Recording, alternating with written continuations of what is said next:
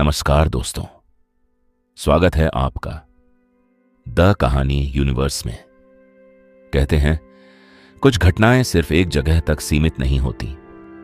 अगर एक बार किसी इंसान पर बिजली गिरने से उसे असाधारण ताकत मिल सकती है, तो क्या यह संभव है कि वही घटना दुनिया के किसी और कोने में भी दोहराई जाए? आज की कहानी एक ऐसी सच्चाई से प्रेरित है जो शायद आपकी सोच से कहीं ज्यादा खतरनाक है। कुछ साल पहले केरल में एक अजीब घटना हुई थी। एक आदमी जिस पर बिजली गिरी, लेकिन वो मरा नहीं बल्कि कुछ और बन गया। उस घटना के बाद सरकार ने उस केस को छुपा दिया, लेकिन कुछ चीजें छुपती नहीं है। गुजरात के एक छोटे से गांव में रहता था आर्यन, एक आम लड़का जिसकी जिंदगी बिल्कुल साधारण थी। दिन में काम, रात में सपने, लेकिन उसे नहीं पता था कि उसकी किस्मत बहुत जल्द बदलने वाली है।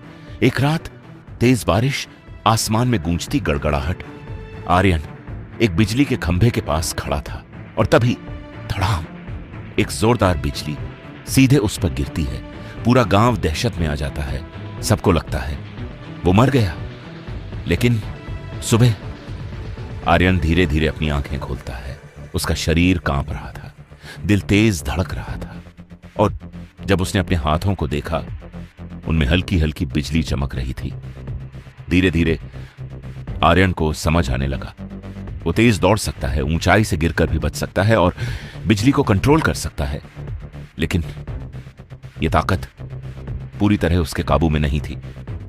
एक दिन टीवी पर एक खबर चलती है। कुछ साल पहले केरल में भी एक ऐसी ही घटना सामने आई थी।